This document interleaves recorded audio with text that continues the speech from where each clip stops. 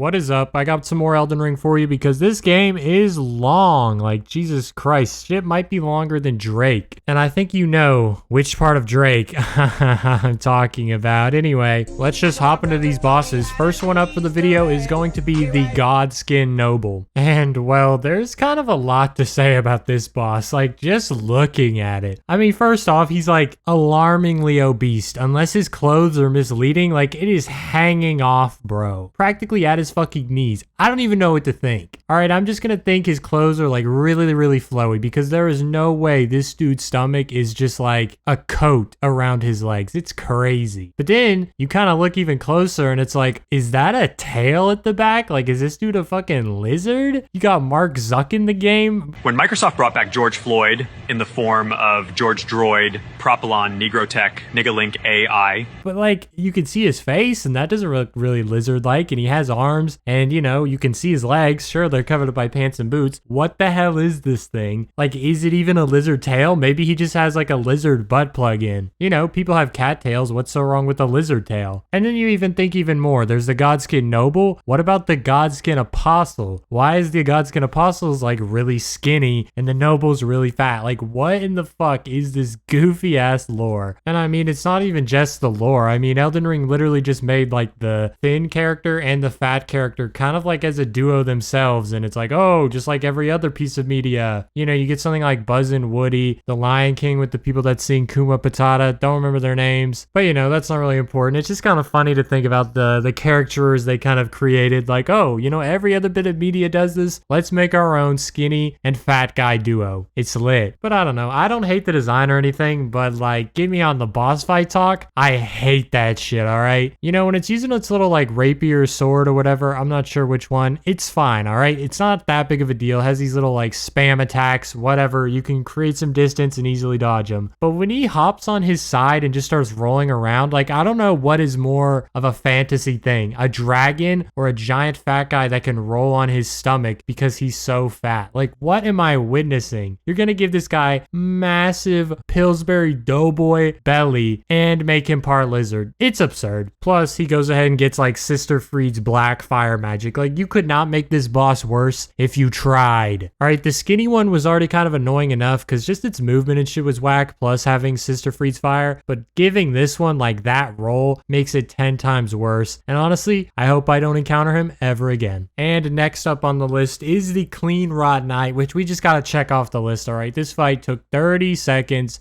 because my Colossal Sword is an absolute stagger machine. He could never recover off of any of the attacks and just got absolutely destroyed. Kind of feel bad because it was kind of like a cool looking knight, but you really got to get your like physical strength up, right? Stop worrying about that rot and maybe start hitting the gym or something because you're weak. All right, doo-doo boss out of the way, we go to another one, and it is the duo warrior and mage fight. And I don't really know how to think about this because this is like a decently difficult fight, but they're also just like so weak and pathetic. They have no health and you can stagger the fuck out of one. The mage especially, I think she has 1,000 health and I hit her for like 980 damage. So I was so close to just one-shotting her. But I don't know, it's still a pretty weird fight because in my first attempt, I originally didn't even attack her because I was like, oh, I'll just kill the misbegotten warrior real quick. Easy peasy lemon squeezy. But the mage bitch was just like giving him like defense that made it so when I hit him, it would do like 88 damage instead of like 500 somehow. So I was like, okay, let me go attack this bitch. Absolutely shit on. It took 2 hits to even take her down. And then after that, I could just focus on the misbegotten warrior and it was all really over because, I mean, the mage didn't really do a lot besides support. Like sometimes to throw fire at me or something, but that was honestly about it. So really kind of a goofy fight. It's one that can absolutely mess your shit up, but if you just kind of like lock in and focus, have something of a plan, you could take it down pretty easily. But enough of that. I'm tired of these shitty fights. We're going to move on to a real boss fight, and that is Elamar of Briar, a very Lord of the Rings Tolkien sounding name. I kind of like it. It's pretty drippy, and it also goes by the name of Bell-Bearing Hunter, which is kind of like its phantom form. It like stalks, I guess,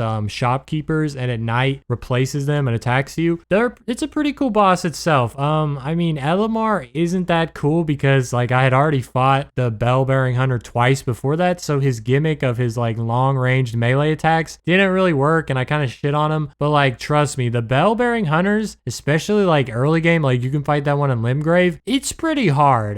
You really aren't used to just the level of range range he can get from having a sword. Not to mention there's that really fast dash attack. There's the like shield slam into the ground that has the first hit, and then sometimes he'll do the red second hit. That's like a massive area attack. I mean, that goes even crazier. It's weird. I almost wish they just focused more on him being his own like solo fight, maybe even doing more with his mechanics and whatnot, but really it isn't there. They don't put too much focus on him. I mean, even his like arena where you go fight him is just like a room with like pews and shit. It's kind of packed and not even the greatest area. I kind of like the Limgrave one because you do have like a big area out by the road and just the forest itself. Pretty cool. Plus you fight the bell-bearing hunters at night, so like the whole red magic dark aesthetic goes really good with the night setting instead of like the lit inside of that building of the castle he's located in. Still though, sick ass shit. You get his armor in this fight, which is pretty cool armor, and if you didn't know, the head actually does damage when you roll into an enemy. I found that out when I was playing later in the game. No spoilers, but it was kind of goofy because it only does like 1 damage when I roll into this boss. But hey man, 1 damage sometimes wins you a fight. Don't forget about that. I wonder if it just scales off something else though and I didn't realize. I don't know, but good boss. I like the whole setup of it. Just kind of wish they did more with Elmar instead of like the bell-bearing hunters. All that work kind of ruins the original like body fight of Elmar. I don't know. Hope I explained that well, but if not, we're moving on anyway. And I just now realized that I forgot to ever talk about the Godskin Apostle, so I might as well talk about it since I already talked about the Godskin Noble. I think the Godskin Apostle is an okay boss. There's nothing really flashy or cool about it. Like I said, it just kind of uses Sister Fried's Black Fire, which is whatever. I mean, it's cool to give bosses a projectile to keep you on your toes. This one's not offensive or anything. I'm more interested in like the scythe weapon. I really like how it uses it because like the Godskin Apostle is different from the Noble in the sense that it's like just really like a lanky ass boss, and a lot of its movements are like pretty weird. I mean, it just kind of like slings its body around and shit. In the same way like the Noble kind of like rolls around and just throws its body at you, the Apostle more like slings it. It kind of is just like flinging its arms everywhere. It's moving its hips really weird, and it just uses its length to really catch you with that scythe. I can also appreciate that it was a pretty early challenge. I think I fought it on my way to Lindell, so like that was pretty early on in the game. Looking back on it, I thought surely I'm farther in the game than I am, but no, I hadn't even fucking found Lindell and that whole area after it. So pretty crazy. But yeah, a boss I didn't really like in the moment, but now can look back on a bit better, especially after fighting its counterpart, the Godskin Noble, and eventually that shitty ass duo fight. But that is for another day. We got to move on to the final boss of the video, a real banger, because it's the OG himself, Morgott, the Omen King. So I guess this is like the real version of Margit, which I mean, I didn't really realize Margit was like not a real thing. It was just magic Omen King powers or something. I don't know. I don't really understand the Omen lore. I'll probably have to look into it more to get that real fill and be like, whoa, like the Morgott was like so strong he made Margit. Don't care. The fight, pretty good. I mean, it's basically the Margit fight, except like Morgott starts at phase 2 and also has a couple new weapons. First thing you notice is that it's Pride Month, I guess, because he's got like a rainbow oil stained sword or something. No idea how that works. I don't really know why it's like that, but it's cool looking, I suppose. And so he doesn't have like that slow ass wood staff. He has like the quick sword the entire time, and he also gets a spear. He rains down a bunch of magic swords. He does a lot of things that kind of adds to the theatrics, because I'm pretty sure he's a main boss, but even if he's not, he is like a main character. I mean, he is the Omen King, and that seems pretty important. Do I know why? No, not really. I'm not too interested in the Elden Ring story, but hey, a man can appreciate a boss fight no matter how much he truly understands of it, okay? That's a banging quote, and you will respect it. But yeah, just a really solid boss fight all around. I mean, it doesn't really have like a super hype arena or anything. It's at like the top of Lindell. Not a great view, but there is like his king chair, so I guess he's like the king of Lindell if I think about it or something. I don't know. But it's a dope fight. It gave me a good struggle. Probably took like 20-ish, 30-ish attempts. I don't know. Just is very damaging. You'll get the shit hit out of you like hard as fuck by Morgott, because he do not be playing around. This is not Margit, all right? This is not the beginning of the game. You're supposed to know how to fight, and he's going to test you. I mean, there's a lot of moves that just cover like a lot of area, so you can't even roll. It's a lot of positioning and then rolling from his other moves. I think one of the more interesting moves was like that lava fire move where it's just like liquid in the ground on certain spots and it kind of like spreads. I think it only happens when he gets to like his second, third phase, whatever that thing kind of is. I don't really know, but I think it's good move because like he'll do it after an attack in a leave an area, so you really have to change up how aggressive you're being. You can't just run at him after he misses, because that area in front of him is going to be kind of dangerous. You want a position where you can roll around him and then get the hits kind of to the side instead of the front. So you can't really roll back. You could probably roll forward, but even then it's kind of dangerous to get caught in that shit. That is it though. Appreciate anyone still watching. Let me know what you think of the bosses down below, and I will see you in the next video. Peace out.